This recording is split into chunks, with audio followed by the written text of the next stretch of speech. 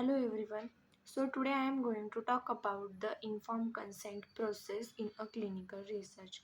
To know about a informed consent form, we have to know about the what is the actual process of a informed consent form. There are mainly a five main steps of a informed consent process. First one is a discussion. This discussion is carried out in between the physician and the participants, which are uh, takes place into the clinical trials. So the next point is about a review. In a review step, there was a review of a information by a research nurse or a coordinator. So in that collected information will be reviewed by the research nurse and a coordinator. Third step is a concern. All the questions and worries or concerns are addressed in this step. So the all the questions of study participants will be discussed or a concern during that step. The fourth one point is a time. So the allow a adequate time to recognize or a to discuss the queries or a uh, trial information to the trial subject. The last point is a signature. So the after obtaining a signature from a study participants, they are allowed to participate into the clinical trials. This is a very confidential document. After the signing this document, no participants can any participants cannot get any kind of a harm to their health. So the next point is we can say that informed consent and the vulnerable populations. So there are a different kind of vulnerable populations are present into the clinical trials.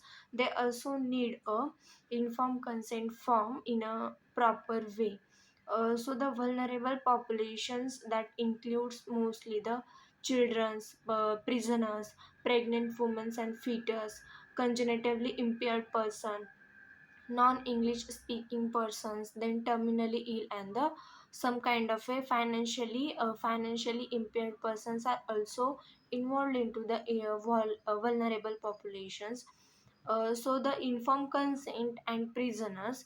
So the for the prisoners, informed consent form is must required because prisoners are, due to the lack of a control on their circumstances, they are considered into the vulnerable populations. So to participate the prisoner into the trials, do not enroll a prisoner unless you check with the IRB first. Means to enroll the prisoners into the trials, there was a must requirement of IRB permissions, that is a institutional review board. After that, there must be a prisoner representative on the IRB if a prisoner is enrolled. And in the case of a when a prisoner are enrolled into the trials, there must be a IRB representative to to overview on the prisoners. If a person become a prisoner during a trial, notify the IRB immediately. And in case of a person that are not a prisoner, but in during the trials he is become or she is become a prisoner, then firstly we have to notify to the IRB first and immediate.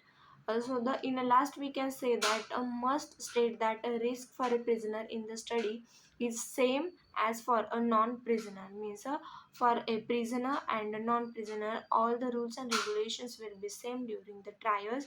It must be concerned into the informed consent form. The next point is we can say that informed consent form for the congenitively impaired persons are also important. The congenitively impaired person with a diagnosed congenitive impairment such as a mental retardation, dementia, and a coma can participate into the research. This type of a research must be specifically address how an individual's capacity to give a informed consent will be determined. Means for the cognitively impaired person to participate into the trials, there was a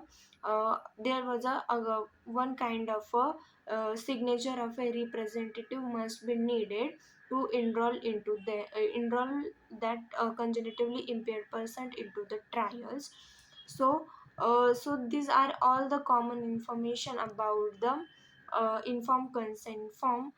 That's all. Thank you so much.